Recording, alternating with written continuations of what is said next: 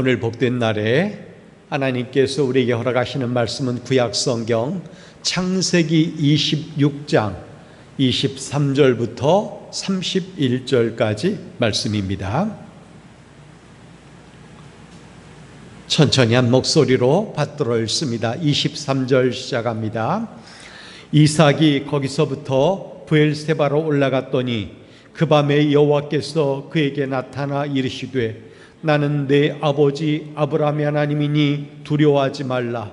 내 종 아브라함을 위하여 내가 너와 함께 있어 내게 복을 주어 내 자손이 번성하게 하리라 하신지라. 이삭이 그곳에 제단을 쌓고 여호와 이름을 부르며 거기 장막을 쳤더니 이삭의 종들이 거기서도 우물을 팠더라.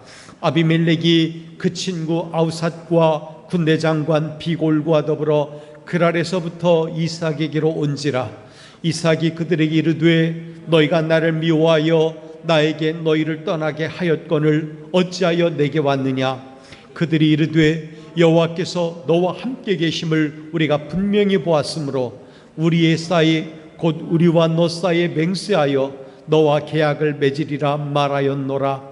너는 우리를 해하지 말라. 이는 우리가 너를 범하지 아니하고 선한 일만 내게 행하여 내가 평안히 가게 하였음이니라. 이제 너는 여호와께 복을 받은 자니라. 이삭이 그들을 위하여 잔치하며 베풀 때 그들이 먹고 마시고 아침에 일찍 일어나 서로 맹세한 후에 이삭이 그들을 보내매 그들이 평안히 갔더라. 아멘. 하나님의 은혜가 여러분 가운데 가득 임하길 바랍니다. 이제 우리는 오늘과 다음 주일 이곳에서 예배를 드리면 새 성전으로 옮겨가게 됩니다. 이사가는 과정이 순탄할 수 있도록 여러분 기도해 주시길 바랍니다. 전 오늘 함께 읽은 말씀을 가지고 축복의 관계에 속하라 하는 제목으로 말씀을 나누려고 합니다. 여러분 모두 축복의 관계에 속하여 하나님 아버지와 관계된 모든 삶에 성공하고 세상과 관계된 모든 삶에도 형통한 은혜를 입게 되기를 주님의 이름으로 축복합니다. 폴 스폴츠라고 하는 사람이 쓴 책 역경지수에 보면 장애물을 기회로 전환시키라 하는 제목이 글에 나옵니다. 역경을 다루는 태도가 있는데 이 태도에 따라서 세 가지 유형의 사람으로 구분이 된다는 거예요.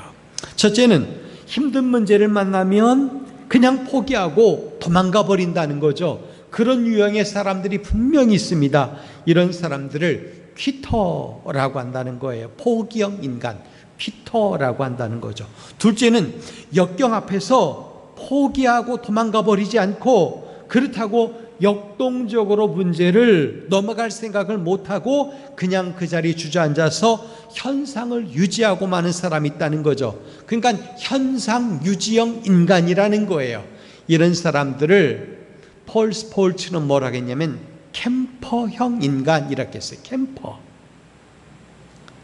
캠퍼형 인간이 전체 사람들 수의 70, 80% 또는 적게는 60, 70%를 잡고 있다고 말해요.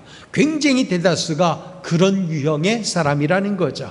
그런데 세 번째 유형이 있는데 역경의 산을 만났을 때 힘을 다하여 기어서라도 올라가는 사람이 있다는 거예요. 이런 사람들을 클라이머라고 말한다는 거죠. 정복형 인간. 특히 이들은 자기만 역경을 넘어가는 게 아니라 다른 사람들도 함께 끌고 넘어간다는 거예요. 이런 사람들이 지도자가 되어야 되는 거예요. 많은 사람들이 이런 사람들이 나타나기를 원하고 있어요. 전 여기 계신 분들이 이런 사람들이 되길 바랍니다. 그래서 자기만 올라갈 뿐만 아니라 하나님이 주시는 많은 사람, 맡겨놓으신 많은 사람들까지 더불어 끌고 올라가서 하나님의 존귀한 사랑과 복을 맛보는 그런 사람들이 다 되길 바랍니다. 성도 여러분, 이 시대 진정한 클라이머가 필요한데 자기에게 주어진 역경만 넘어갈 뿐만 아니라 다른 사람까지 끌고 나갈 수 있는 그런 사람이 꼭 필요한 거예요. 그런 사람이 되기를 우리 하나님께서는 여러분에게 바라고 계시지 않을까 생각을 합니다. 생명 있는 사람이라면 누구나 다 몇 가지의 소원은 있어요. 이를테면 좋은 사람 만났으면 좋겠다. 어떤 사람은 좋은 대학 갔으면 좋겠다. 노후가 건강했으면 좋겠다. 돈이 모자라지 않았으면 좋겠다. 각각 다 소원이 있다는 것이죠. 그런데 그걸 전체적으로 통틀어 보면 자기 인생이 잘 되기를 바란다는 거예요. 요즘 그래서 잘 산다, 웰빙 한다고 하죠. 웰빙. 그래서 죽는 것도 웰다잉 해야 된다는 거예요. 잘 되기를 바란다는 거죠. 정말 그러면 좋겠어요. 하나님께서 우리에게 대한 소망도 우리가 잘 되기를 바라는 거예요. 믿으십니까? 전 여러분들이 그런 믿음 가운데 있길 바랍니다. 하나님의 거룩한 소원은 우리가 잘 되기를 바라는 것, 하나님 당신의 백성이 잘 되기를 바라는 것 있습니다. 그래서 성경은 많은 복에 대한 이야기를 합니다. 물론 우리가 좋아하는 물질의 복만을 얘기하진 않아요. 하나님께서 원하시는 것은 우리 영혼이 잘 되고 범사가 잘 되고 강건하기를 원하시는 것이라고 이야기를 했습니다. 전 여러분과 함께 오늘 이삭에 관계된 이야기의 한 부분을 읽었습니다. 이삭은 한때 농사를 지어서 100배가 더 되는 결실을 거두는 그런 거부가 되었어요. 잘 되었습니다. 뿐만 아니라 이삭은 어디를 가든지 형통했어요. 남들이 얻기 어려운 우물을 파도 여러 번 파도 거기서 물을 얻었어요. 그만큼 하나님의 복을 받았다는 거죠. 어떻게 이삭이 이런 복을 받은 인생을 꾸려갈 수 있었을까 하는 거죠. 저는 잠시 말씀 앞에 머물러서 이런 묵상을 해봤습니다. 그러면서 우리 안에 있는 믿음을 점검해 보게 된 거예요. 이삭은 잘 될 수밖에 없었다 이거예요. 여러분, 저는 여러분들이 이삭처럼 잘 될 수밖에 없는 사람들이 되길 바랍니다. 잘 될 수밖에 없는 사람. 아니, 저러니까 잘 될 수밖에 없지. 저런 사람이니까 잘 된 거지. 이런 칭찬과 명성을 쌓아나가야 되는 거예요. 어떻게 저 사람이 잘 될까? 이러면 곤란한 거예요. 저 사람이 잘못되는 건 당연한 거지. 이래도 안 좋은 거예요. 저나 여러분들이 칭찬과 명성을 쌓아가는 중에 하나님께서 특별히 우리와 함께 하심으로 많은 사람들이 입술에서 저 사람은 잘 될 수밖에 없어, 이런 칭찬과 명성이 쏟아져 나와야 되는 거예요. 잘 될 수밖에 없다. 그러니까 우리는 우리 자신에 대해서 질문해 봐야 돼요. 나는 과연 잘 될 수밖에 없는 존재인가 하는 거죠. 나는 과연 잘 될 수밖에 없는 존재인가? 바꿔 말하면 내가 잘못되는 게 오히려 온당한 것인가? 이런 생각을 해볼 수 있다는 거죠.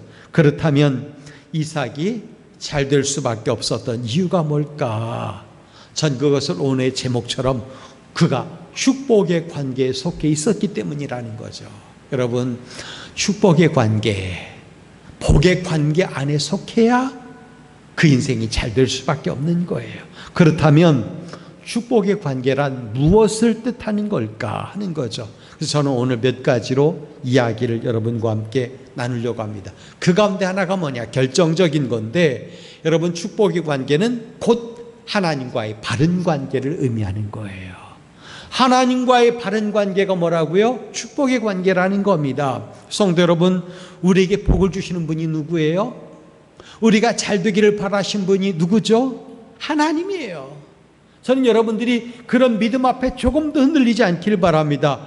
우리가 읽은 말씀 바로 앞에 나오는 22절을 보면 뭐라고 했냐면, 이제는 여호와께서 우리를 위하여 넓게 하셨으니, 르호봇이라 그랬는데 넓게 하셨으니 이 땅에서 우리가 번성하리로다, 이렇게 말을 했어요. 여러분, 성경이 끊임없이 제공하는 메시지 중 하나가 뭐냐? 하나님이 만물의 근원이고 만복의 근원이시라는 거예요. 하나님이 만복의 근원이시고 만물의 주인이시라는 거예요. 때문에 하나님과의 관계가 형통하면, 즉 하나님과 바른 관계를 유지하면 하나님께서 만물의 주인이시고 만복의 근원이신 것을 그로 통하여 하나님은 경험하게 하신다는 거죠. 이것이 바로 우리가 사모해야 될 부분인 거예요. 여러분, 하나님에게서 내려오는 모든 역사가 여러분에게 잘 되는 역사가 되기를 다시 한번 바랍니다. 즉 영혼이 잘 되고 범사가 잘 되고 강건한 복을 누리게 되는 삶, 이것이 하나님과의 바른 관계 속에서 나온다는 것입니다. 여러분, 그러니 하나님과의 관계가 중요한 거예요. 나는 지금 하나님과 바른 관계를 맺고 있는가? 나는 하나님과의 관계가 좋은가? 그걸 점검해 보는 거죠. 여러분, 저는 여러분들이 이 관계에 제일 우선순위를 두길 바랍니다. 이게 후순위로 밀려나면 잘못되는 거예요. 왜? 하나님과의 관계 안에서 잘 되어야 하기 때문에 그런 거죠. 이삭을 보기 바랍니다. 이삭은 항상 하나님과의 관계 안에 머물렀습니다. 친밀한 관계를 항상 유지했습니다. 범사에 하나님을 인정했습니다. 그런 이삭을 하나님도 인정한 거예요.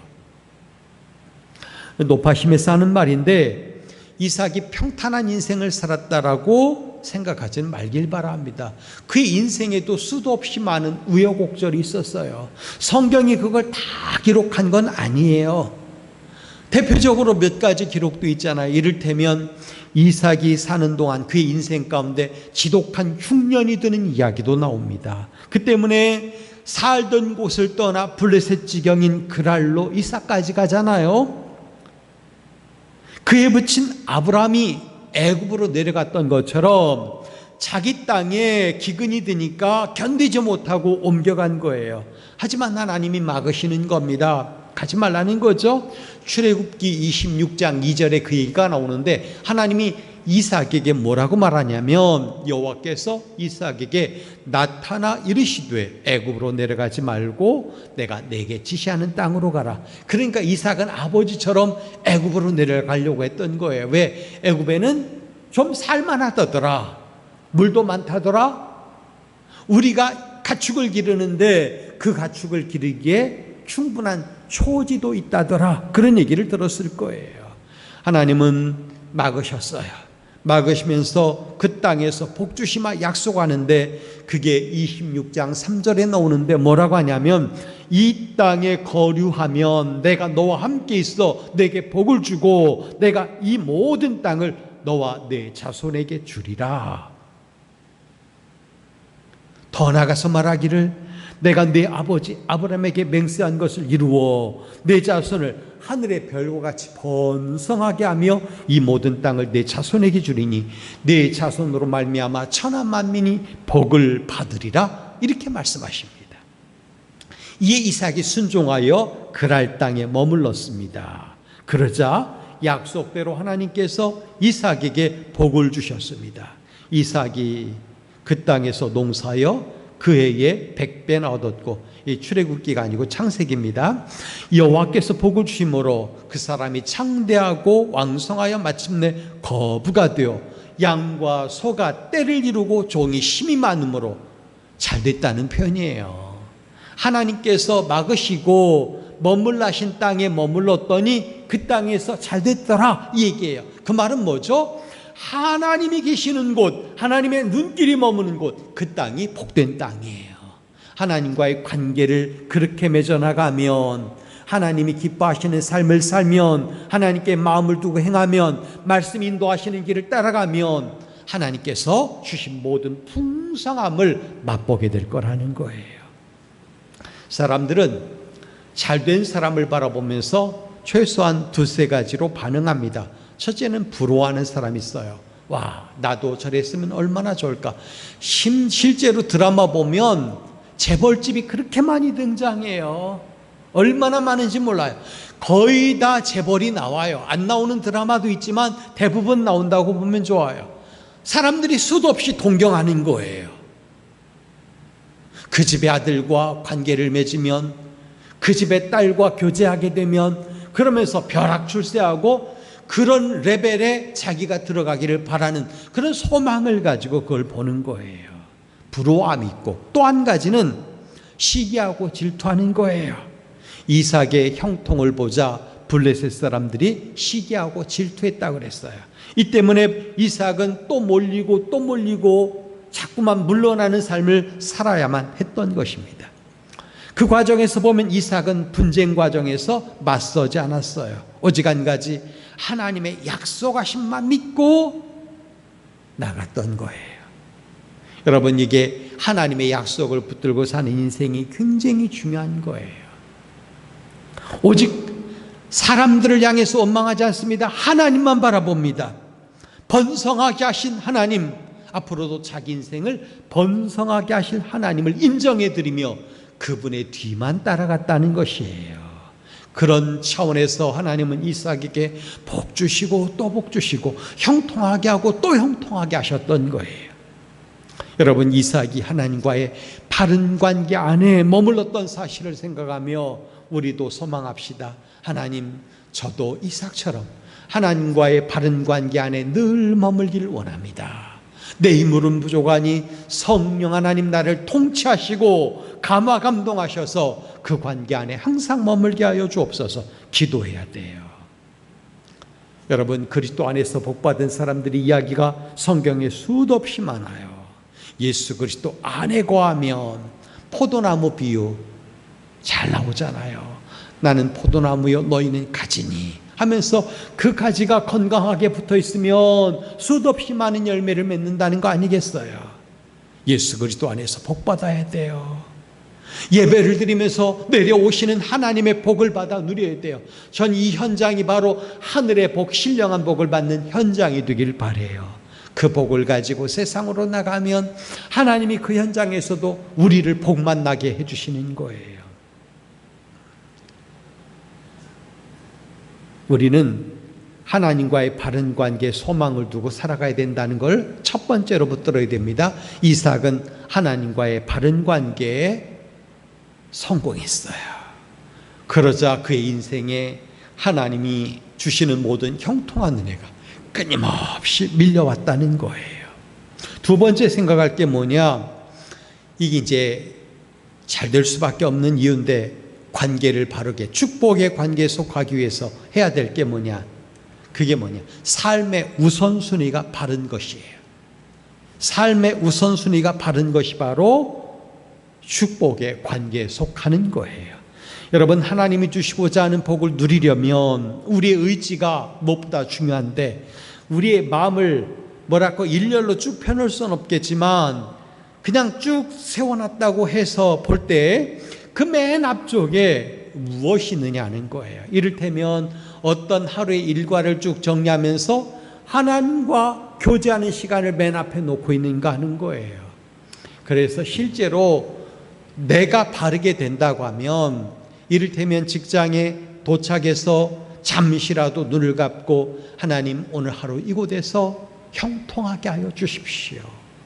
하나님, 이곳에서 오늘 하루 하나님의 영광을 드러낼 수 있게 도와주십시오라고 기도해야 돼요.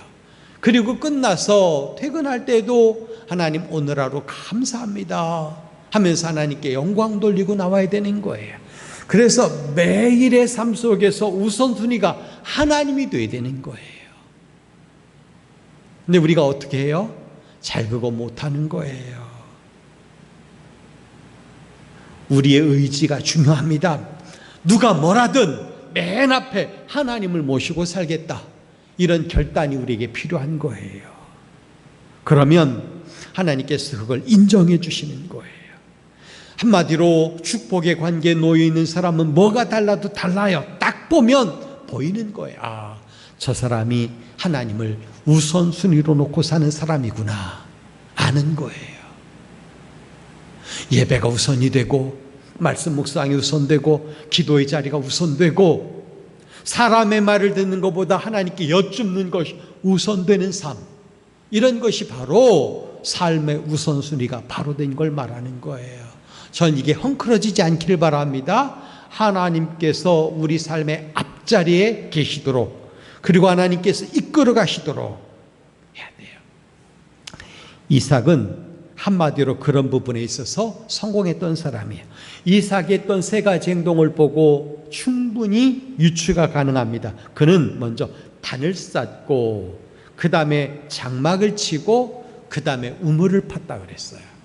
제일 먼저 한 게 뭐죠? 단을 쌓았다 그랬어요.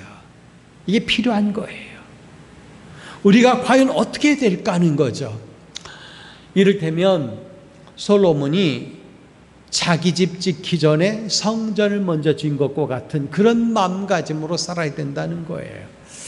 교회마다 이제 성전 건축을 하고 이럴 때가 많습니다. 근데 어떤 사람들을 보면 내 집을 줄여서 교회 건축, 성전 건축을 우선순위 하듯이 내어드리는 사람들이 종종 나와요. 진짜 그게 중요한 거죠. 그렇지 못하는 사람들이 굉장히 많아요. 여러분, 저는 여러분들이 제일 먼저 단을 쌓는 그런 인생이 되길 바랍니다. 어디를 가든지 단을 쌓았다.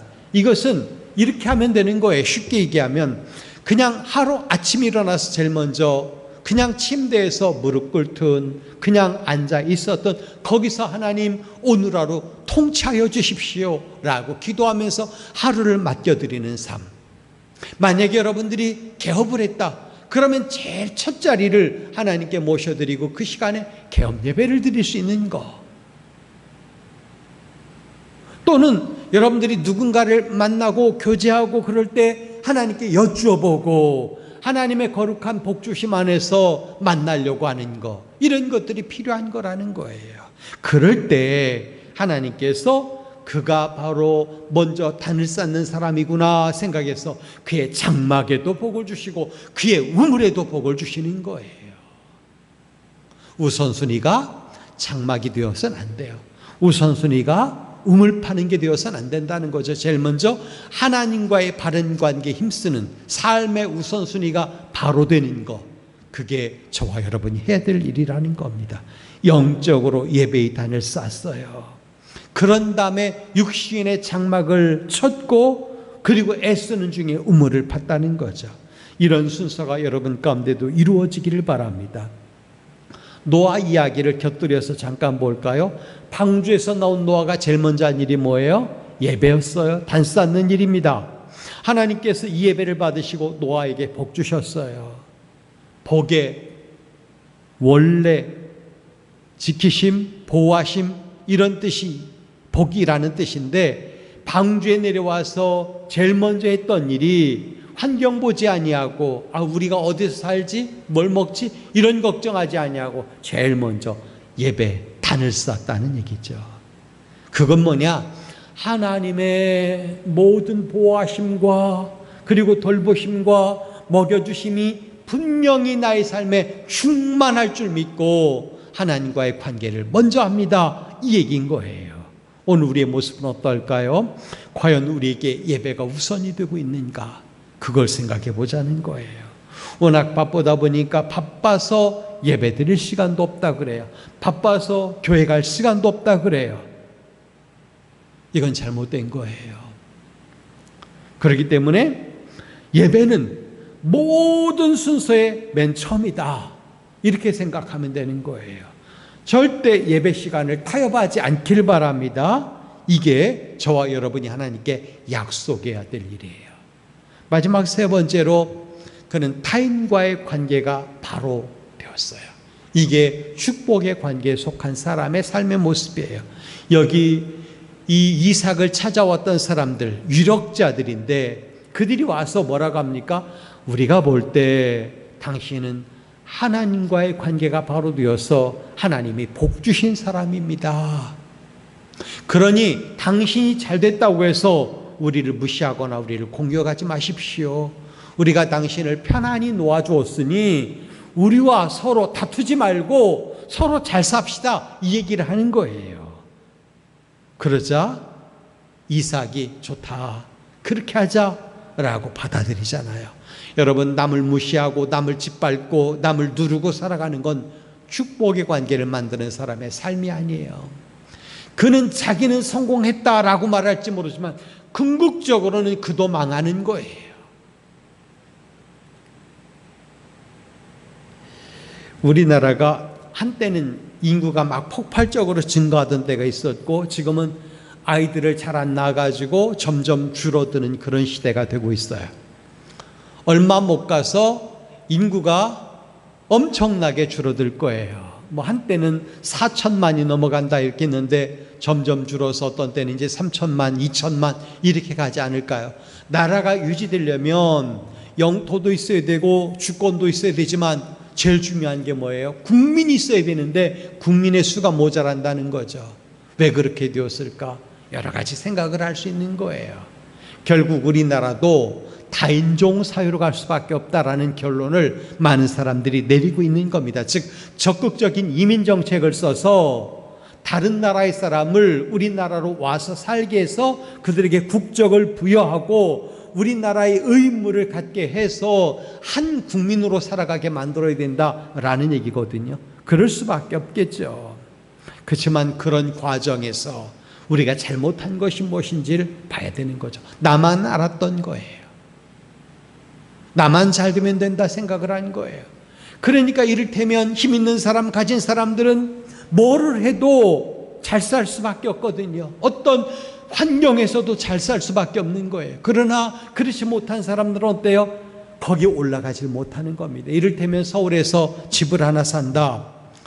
그 집이 10억이라고 쳐도 일반적인 직장을 다니는 사람이 평생 벌어도 10억 못 만들어요. 쉽지 않은 거거든요. 그러니까 은행에서 대출을 받아가지고 집을 삽니다. 근데 금리가 좀 낮았을 때는 괜찮았는데 금리가 점점 올라가요. 조만간에 주택담보대출 금리가 8%까지 올라간다고 그런 얘기들 해요. 그러면 집 가졌던 사람들 망하는 거예요. 빚내서 샀던 사람들은 못 사는 겁니다. 그런 사회가 만들어지니 어떻게 애를 낳고 어떻게 결혼을 해요. 혼자 살기도 어려운 건데 이런 환경을 만들면 안 되는 것입니다. 정부는 이를테면 진즉서부터 수십 년 전서부터 작은 집이라도 수도 없이 많이 만들어서 젊은이들이 쉽게 들어가서 살 수 있게 만들어줬어야 옳은 거예요. 그래야 결혼도 하는 거고 자녀도 낳는 거고 사회 간접 자본에 더 많은 비용을 투자했을 때 나라가 좀 잘 될 수 있는 거지. 그걸 손해라고 생각하니, 나라가 빚지는 거라고 생각하니 잘못되는 거예요. 부자는 이렇게 굴려도 살고 저렇게 굴려도 살아요. 그렇지만 가난한 사람들은 그렇지 않거든요. 제가 왜 이런 말씀을 드리냐면 나도 잘 되고 너도 잘 되자라는 말을 해야 되는데 나는 잘 되고 너는 어떻게 된 상관없어 이렇게 말한다면 그거는 공생관계에 이루어지는 사회가 아닌 거예요. 한마디로 공동체 의식이 망한 나라는 나라도 망하고 마는 거예요. 우리는 지금 북한과 정치적으로 입장 차이를 아주 골 깊게 배쳐가고 있는 상태에 있습니다. 사실은 이걸 언제까지 이런 상태로 끌고 가야 되는 건지 잘 모르겠지만 너희를 인정할 테니 서로 우리 주권적으로 침범하지 말자 이러면서 살 수 있으면 좋겠어요. 이 개인적인 생각이지만 사실은 그게 많은 사람들이 바라는 생각일 거예요. 근데 어때요?